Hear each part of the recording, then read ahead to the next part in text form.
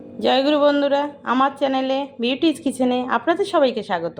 আজকে আমি আপনাদের দেখাবো পেঁপে আলুর তরকারি, নিরামিষ পেঁপে আলুর তরকারি। দেখুন এখানে আমি পেঁপে এবং আলু ডুমো ডুমো করে কেটে রেখে দিয়েছি।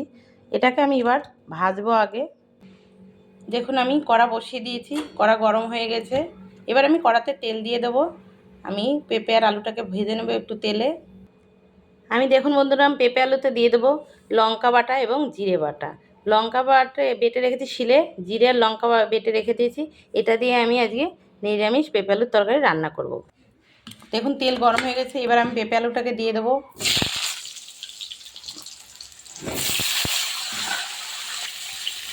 এভাবে একটু নেড়ে চেড়ে একটু লাল লাল, একটু এর গায়ে যে জল আছে জলটাকে টেনে যাবে, তাহলে খেতে ভালো লাগবে।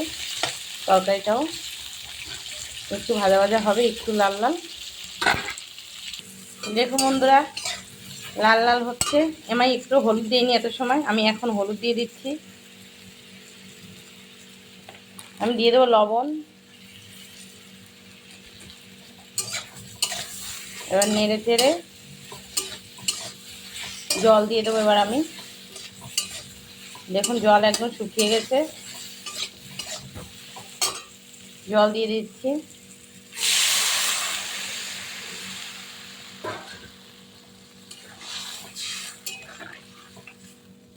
এবার একটু জাল হবে। সবজি প্রায় ভাজতে ভাজতেই সিদ্ধ হয়ে এসছে। পেঁপেও সময় লাগে না, আলুও সময় লাগবে না, গলে যাবে।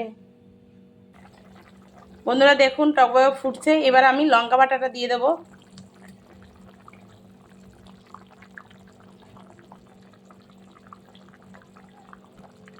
দেখুন এবার আমি জিরে বাটাটা দিয়ে দিচ্ছি।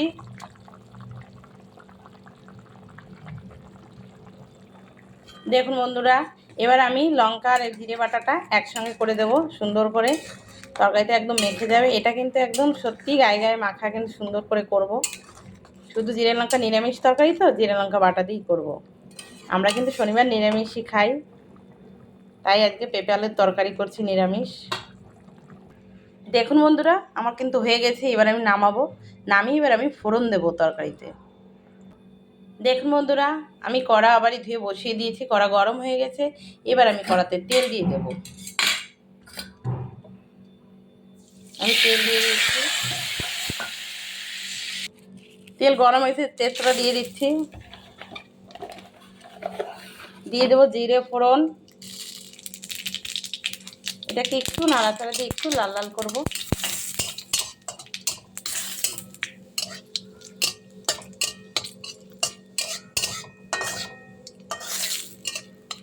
দেখুন দেখুন জিরে তেজপাতা লাল হয়ে গেছে।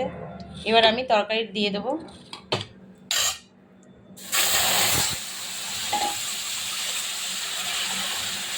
দেখুন একদম গায়ে মাখা হয়েছে, আলুর দমের মতো। দেখুন কি সুন্দর হয়েছে। আমি এবার নামিয়ে নেব।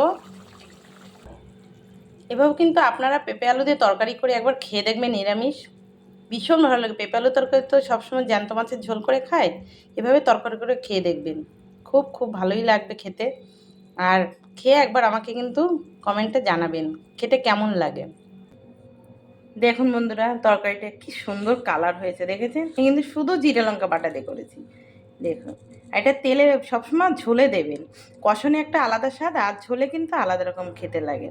এভাবে কিন্তু করে খেয়ে দেখবেন, সত্যিই ভালো লাগে খেতে নিরামিষের দিন। আমার রান্নাটা যদি ভালো লেগে থাকে তাহলে please please please like share comment করতে কিন্তু ভুলবেন না, আর সাবস্ক্রাইবটা কিন্তু করে দেবেন। জয় গুরু।